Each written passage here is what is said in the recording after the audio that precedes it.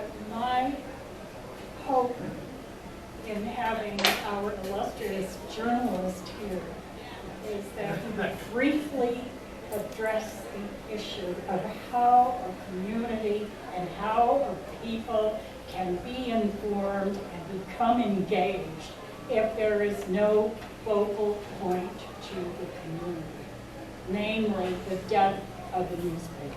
Yes. Well, I'll be uncharacteristically brief. See, quite honestly, I don't know the answer. And if I did know the answer, I probably wouldn't be here, and I'd probably be traveling the country telling people how to save their local newspaper. You know, we were talking beforehand, and I was talking to Bruce. I don't think it's a problem. I don't think it's a problem that's going to be solved by our generation. You know, my children are 25 and 30. Kids in their 20s still. 32, 36. Wow. But I mean, really, it's going to be a different generation that solves it.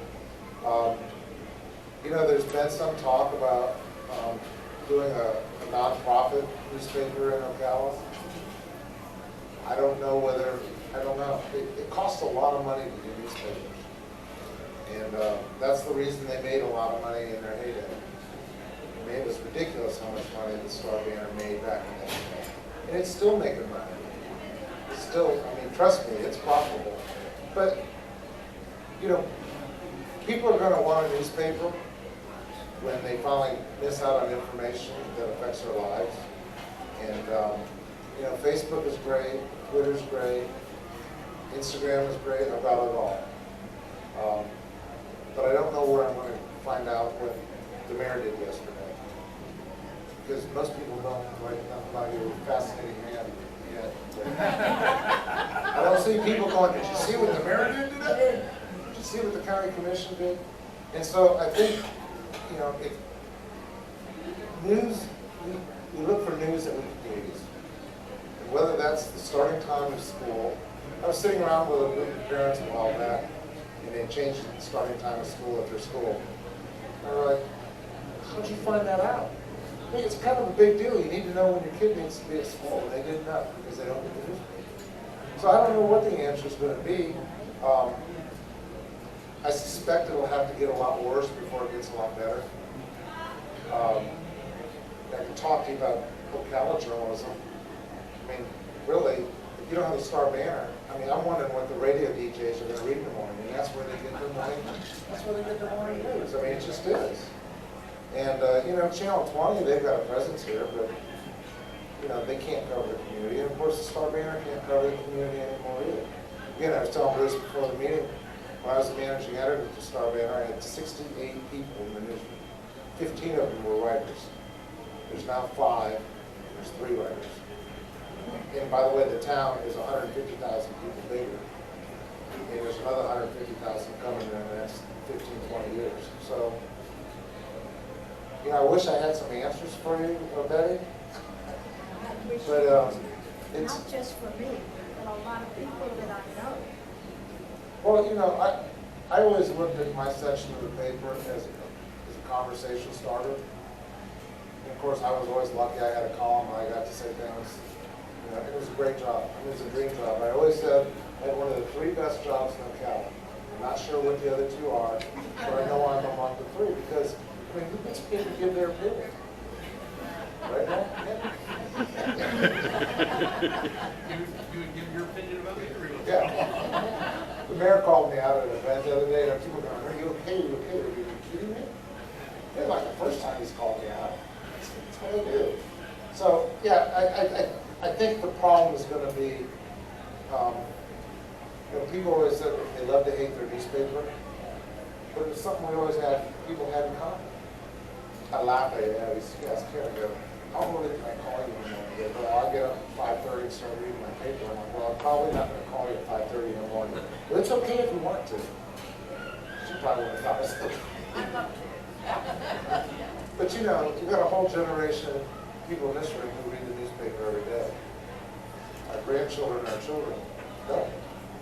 And until they find a way to make it online, make the online newspaper financially viable, you're going to just see it go like this and like this.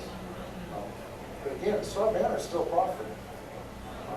Problem is they can only cover about a tenth of what they need to cover. So,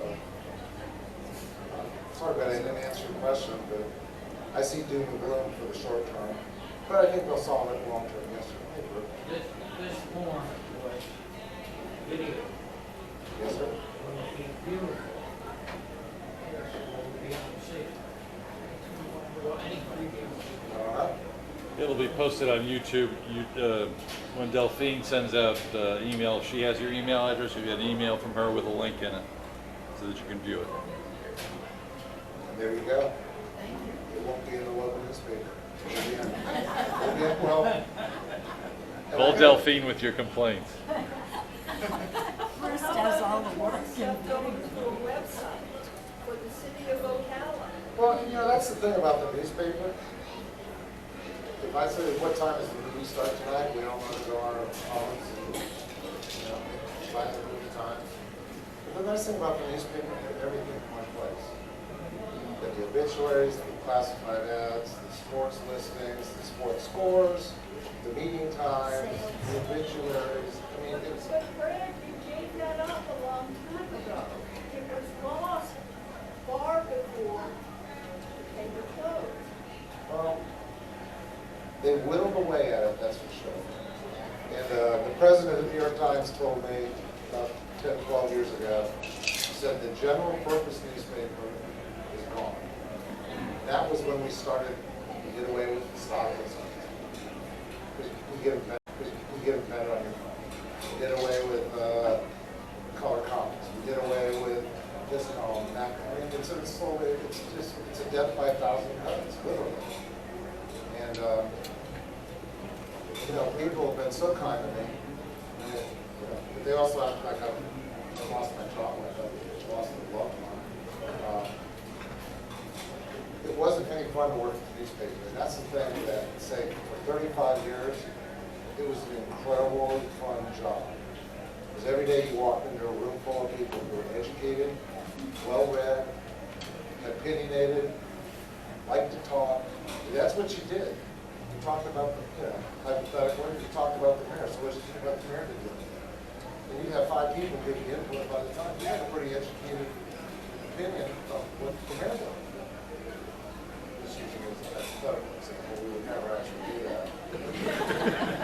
We're too busy with the county commission. But yeah, it's really, really worrisome. And and one of the problems is people want to solve it, people are idiots. So every meeting I've ever been in about what are we going to do about the future of the Star Banner has been with a room full of people against like us. And there's nothing wrong with that, except I was always like, where's the 23-year-old who actually understands what another 23-year-old, because that's the guy we want to read. Y'all have taken the abuse and still get your newspaper. I would cut out the Star Banner stories and mail them to my grandchildren. There I you go. did, every week. There you go. And they do not take the paper. But they're In gonna South have to Carolina. figure out a way to deliver it online. Because Bert makes a good point. I mean, there's stuff he wants to see. He doesn't want to pay for it. It's probably there somewhere. But wouldn't it be nice if you do it in one place? And even if it's links to stories or videos or whatever it is, at least you got it all in one place. The way it's going, you're going to have to want to go to the movies, you're going to do the site. You want to see what the city council did. I'll tell you something scary, and you'll appreciate this too. The Pasadena, California newspaper did away with reporters. They hired people in India to watch the online meeting and write a story from the online meeting instead of that. Which just shows it isn't that hard to deal with reporters. But that's what some papers are starting to do, because they can get it done cheaper. So I'm sorry, man, I don't know what the future's going to be. but I guarantee you, it's not gonna be black and white. But somebody has to figure out how to get it all, make money. That's the other thing, they can't make money online. Follow the money. So, sorry, that wasn't a very stimulating discussion about future newspapers. But, I wanted you to be our leader and tell us where to march. I would love to. Going to be a march. I would really love to. But, you know, interestingly, the big papers, Washington Post, New York Times, and the Wall Street Journal, they're doing fine.